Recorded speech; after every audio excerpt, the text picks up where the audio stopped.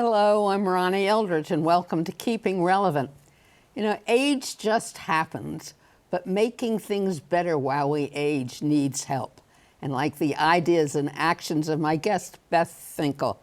Beth is one of the state's leading advocates, representing more than 2.6 million people as State Director of AARP New York. So welcome. Thank you for having me here today. You're very, you know, AARP is a federation, sort of. It's an enormous organization. It represents over, what, 35 million people? Almost 38 million, actually. 38 million across the country. And it's very active. It's into everything. So, but does every state have a state AARP? Every state has a state office, but on top of that, there's one in Puerto Rico, Virgin Islands, and of course, the District of Columbia. That's so great. Yeah. And each state, I think by necessity, has to have its own agenda for statewide things. Absolutely. And also locally. I mean, right here in New York City, we have an agenda for City Hall. Oh, that's so interesting. So tell me how you go about setting that agenda, and what are you doing? Well, first of all, we have a very deep bench on research and policy, so we know what people care about. We're constantly monitoring our members and really all the 50 plus to see what's important to them in their lives, because what's most important is that people can make the decisions that they want to make about how they live and where they live and the quality of their lives. But do they always, they don't make the decisions? Well, that's what happens if you don't have the wherewithal to be able to make your own decisions, and that could be for many reasons. It could be financial, it could be health reasons. There are many reasons. And then you lose your independence, you lose your personal dignity. Well, and you're so surprised. I judge everything because of what happened, you know, how I am, I don't think that's unusual. No, I think of course most people not. do that. But I became old all of a sudden. Oh, really? What age was that? I don't know. It wasn't until I was 89, maybe, or okay, that's 80. the number, huh? But that's, you know, no. But all of a sudden, I realized I'm not young anymore, but I didn't make decisions in my life looking forward. Is that unusual or is that common? You know, I really don't know. I think you're right. I think things happen to us. We go down one road, and, you know, I was telling you I started off working in this building as an assistant shoe buyer. So who knew that this is where I'd be? And in between, I was in lingerie. And now here I am advocating for older adults. Things just happen, right? That's right. It's so incredible. So the thing about AARP is it represents people 50 and over. That's right. But 50, my children are over 50 already. Well, actually, we're getting quite a surge of people that are younger than 50 joining AARP now. Really? And I find that very promising, because I'm hoping that means they're keeping an eye on their future and thinking about how I should plan for my future, how I can make sure that when I retire, I have what I need. Again, back to make the decisions that you want to make. Yeah, but AARP started specifically for retired people. Absolutely. Yeah, it was started by a woman named Ethel Percy Andrus, and she was a high school principal out in California. And after she retired, she decided, you know, look up some of her old colleagues, and she went to go visit one teacher who had retired, and she got to the address that she said she lived at, and she knocked at the door and she asked for her, and they said, oh no, she lives in the back. The woman lived in a converted chicken coop, because at that time, teachers did not have any retirement plans, and they didn't have any health insurance. Once they retired, there was no Medicare. Right. And that became her reason to live, really, to get Medicare done, which she did, and so many other great things. Yeah. What an amazing accomplishment. Yes. City University had a major developer with her of AARP. Yes. Yeah, I understand Leonard Davis. Yes, right. He was there originally helping her with some of the products and services. Yeah. And funny thing about that, I don't know if you know this, but he was a mentor of Chuck Schumer's. Oh, really? Mm-hmm. Oh, so now we've made So there's a very interrelationship. So what's your agenda in New York? What's a major issue facing us?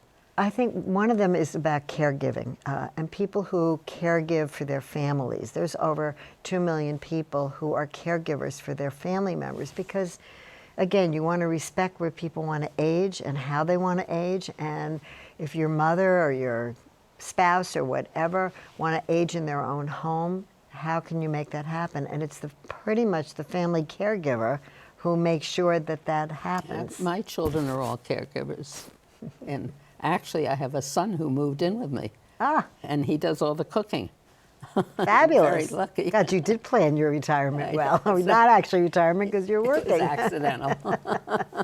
But then Kathy Hochul, the governor, just recently said there's some plan that gets advertised on television about paying the person who's taking care of you, a relative. But she claimed that that's getting to be a scam. Not a scam, people are scamming.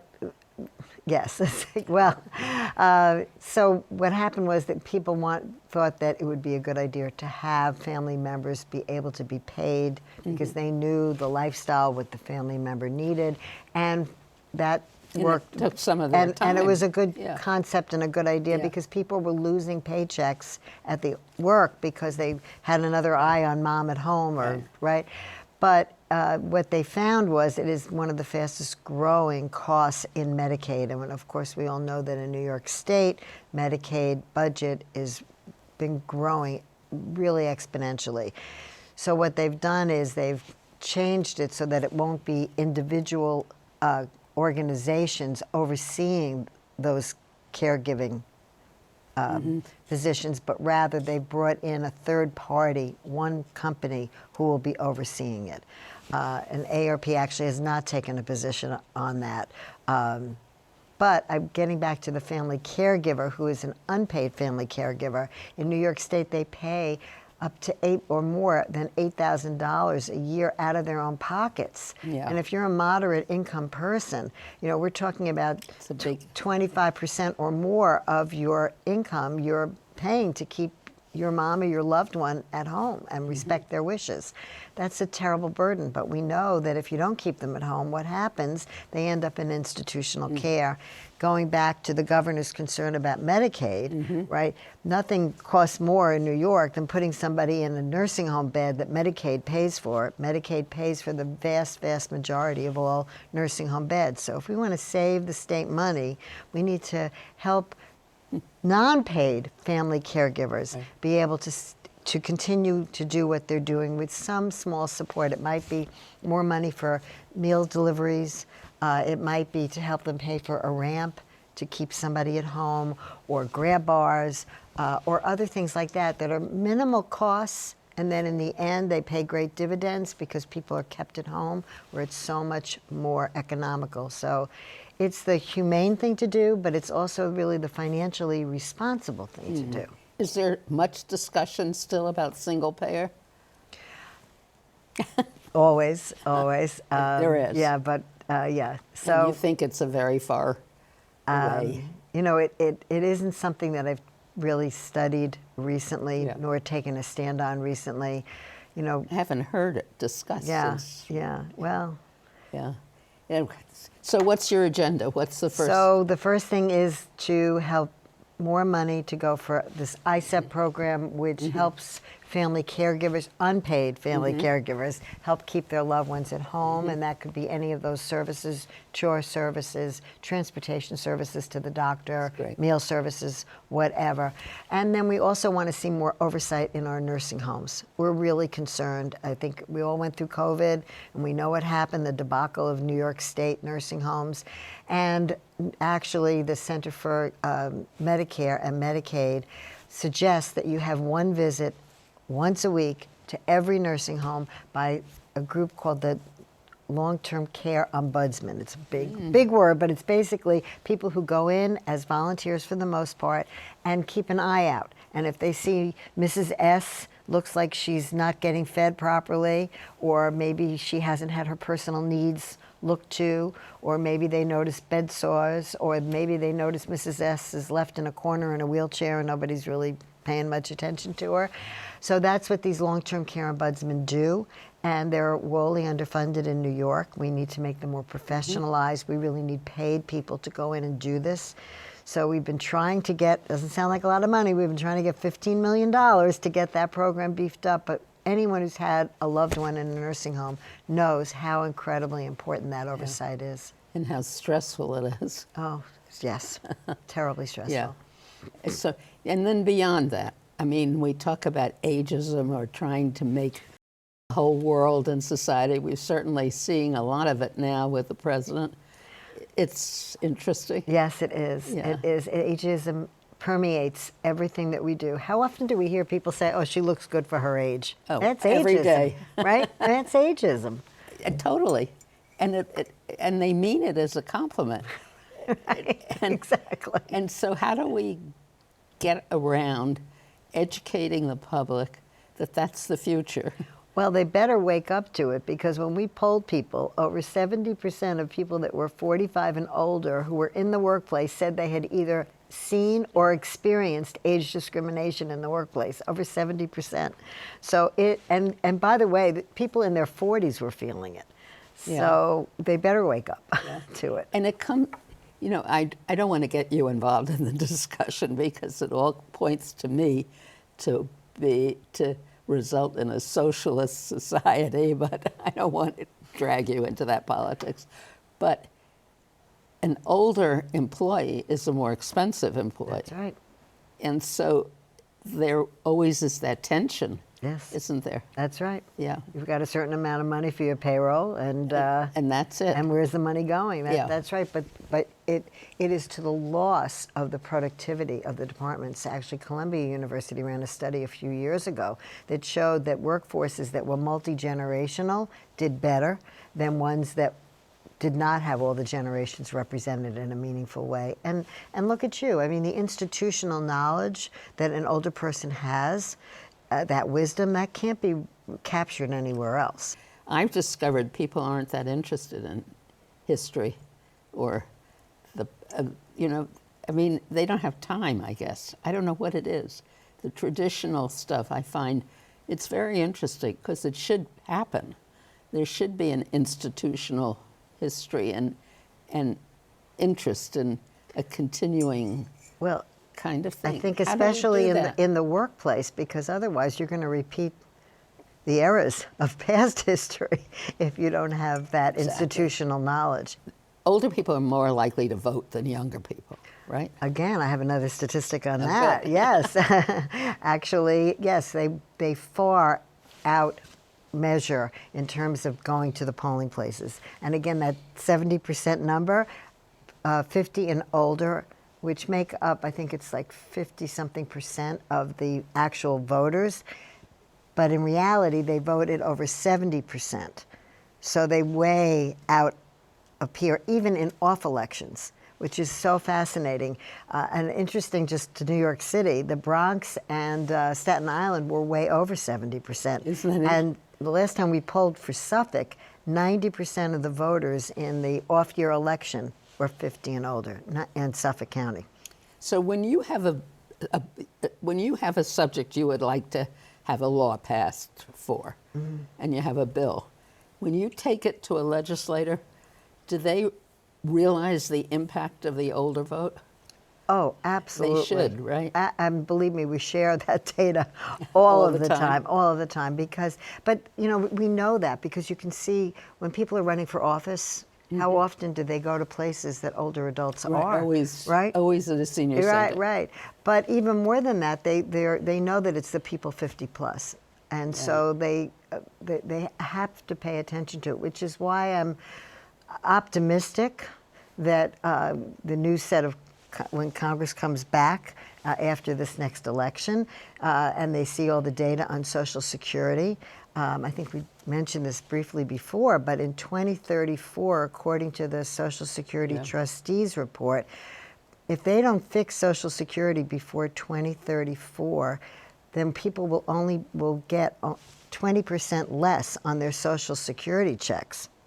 Nobody wants to see 20% less. So what I would say to anyone listening today is, we have the election coming up. Boy. If you get a chance to talk to anybody who's campaigning for office, you need to ask them, what are you going to do about Social Security? I don't want a 20% cut. Right. I worked hard for this. I earned my Social Security. Right. So, I mean, it's unbelievable that it should be a problem. that we should have a problem funding the different agencies that help in the aging population. That's another issue I mean, too. Yes. How does that That's a form of happen? ageism to me. If you're not funding older adult services Right. sufficiently, even though we know from the last census from 2011 to 2020, older population grew just here in New York City 36%, but across New York State it grew at over 30%. Now, this for the first time, there are more older adults, 65 plus, in New York than there are people 15 and under. That's the first time that's ever happened. So you have to look at those demographic trends. I mean, anybody who's serious about policy has to do that, and then they have to make sure that the budget is addressing the needs of people in those age groups. I don't know. Where did you grow up in New York? In Forest Hills. In Forest Hill. And did you have civics classes? Of course. Forest Hills High School was a great school. Do you think that we don't teach civics anymore? Do you think that people don't realize the power they have as a citizen and the role they have? Yes. The importance of voting? I mean, it always seems to me when I hear the figures that the older people vote and the younger people don't, they don't understand their role in our society. Their power and their responsibility. Yeah. You can't wake up later after the election and not get what you want and then throw up your hands. I mean, you have to get in there and vote. I mean, I've always felt it's like a religious experience. Exactly. Don't you feel that when you hear somebody says, I'm not going to vote? I don't like either person, I'm not going to vote. I say, what are you talking about? Then you have no stake in the outcome. Yeah. Yeah. So, all right. So let's move on with your agenda. What are some of the future things you want to do? Well, you know, aside from the ageism and the age discrimination, especially in the workplace, which is so important, but on top of that, we also are looking at housing. We're looking at affordable housing. It's, you know, we read about it every day. We know about it. We know people who are struggling to make their rent. And so that's really, really important. We've also been looking at livable communities. We're looking at crossing the street in New York. You know, I was waiting for you before my husband called. I just was in the crosswalk. I almost got run over. And I go, this happens all of the time. And so AARP is really looking at how pedestrians fare in New York. People feel very strongly about it. They're very worried when they're stepping across the street. And it's not just older adults, by the way. I mean, people with carriages or kids on bikes. I mean, it's treacherous. Right. And we need to do everything that we can to make it safer for people. So AARP does walkability surveys. We look at intersections, and then we report back to policymakers on those intersections and make suggestions for how they can be improved. We also look at the quality of life in communities. How livable is your community? We have something called a livability index, and you can go on the AARP.org site and you can look at the livability index, and you can see how your zip code, your community, even your block, your state, your county stacks up. How does the healthcare stack up? How does the education stack up? How does the finances stack up? I spent a lot of time looking at the AARP website. Oh, good. And it's fascinating. And the policy, what do they call it? The policy paper? We have a Public Policy Institute that goes through. But the report that comes out every 2 years, which is what you're talking about, it's got extensive discussions on all of these chapters. And they do this revision every 2 years. Yes. So it's fascinating. So you follow that. Oh, we have to. Yeah. Yes, absolutely. And that's put together by not only staff, but volunteers and also input from experts all over the country. Right. It's really quite an amazing document. It is, and it's a great resource for policymakers across the country, too, because they can see that. So you as a chapter access that?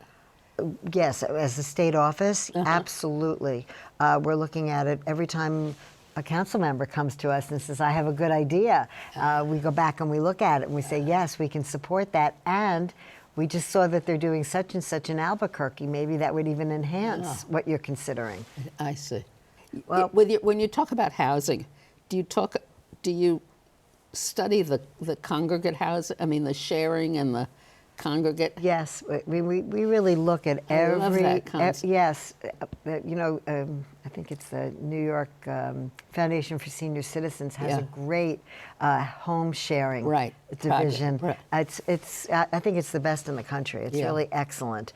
And basically, it's somebody who is older who might be living in an apartment for many years and would like to, and is having difficulty making their rent or financially, or it could just be they don't want to live alone and might be nice to have someone else in the home. And you said your office, you're going to have to move because it's going to be changed to residential housing. Wouldn't it be great if in some of these buildings that are being renovated into residential housing, if they tried this kind of congregate housing? You know, I mean, loneliness is one of the major problems of Well, the Surgeon General of the United States just announced isolation. I can't imagine being old without having friends and family. Yes. And that's what happens as you age. Your circles start sometimes to diminish, and so that's the role of all of us to check in on people and to guard against isolation. You know, if you're isolated, it is the equal to your health of smoking 15 cigarettes a day. You know, it's a real detriment to you. Do you have volunteers in your office? We do. We have thousands of volunteers all across New York State that do all sorts of things. Some of them help people prepare their taxes. They get trained by the IRS, and then they do that service for free for people.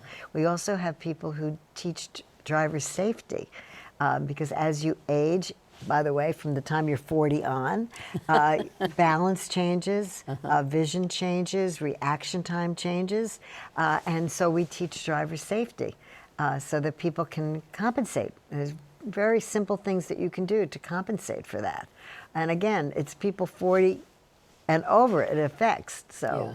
And then we have volunteers who go out and work at soup kitchens. We have volunteers who go up to the steps of City Hall and knock on doors and say, these are the issues that are important to older adults. We expect you to take care of them. So how does somebody volunteer? What they can do is go to aarp.org/ny and see our webpage, and there's plenty of information up there. And by the way, I really recommend you go to aarp.org, and you can either volunteer on there, but you can sign up for advocacy alerts. So if you want to know what's going on with Social Security and you want to make sure that you have the information to go and talk to your legislator about it, please go on aarp.org and get those advocacy alerts, and then you can make your voice heard. It's so important. That's so great. It is very important. Is there any organization as large as the AARP in the country? No, I don't think not so. Not even close. We are the largest. Yeah.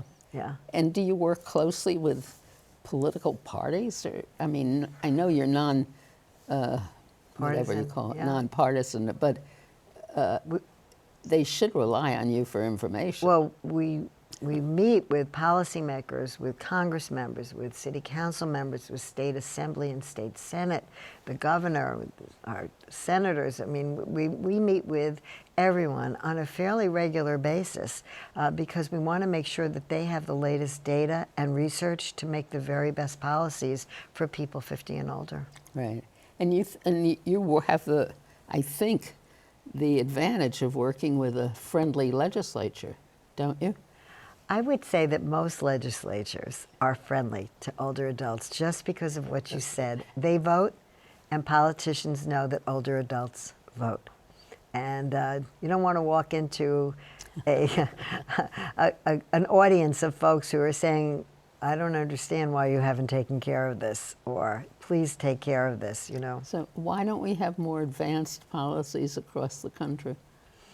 Do you think we do have advanced policies I all think over? I think that policymakers make decisions, right? Budgets drive a lot of this, and policymakers make decisions according to budgets, and sometimes they don't always keep in mind the data that shows what older adults need. But also, I want to turn this around too, because older adults are an incredible asset to communities. When you go into community centers, when you go into the YMCA, when you go into churches and synagogues, when you go into a myriad of different places. Who are the volunteers? For the most part, they're older adults. We need to capitalize on them. And that's another thing we need to think about here in New York, which is we don't want any more out-migration of people as they retire. We need to keep them here. We need to keep them here so that they're paying their taxes. I don't mean to be mercenary about it, but right? And so we need to make sure that we are addressing their needs so that we stop this out-migration of New York. It's a very important message, isn't it? So are you hopeful that we're going to keep improving the services?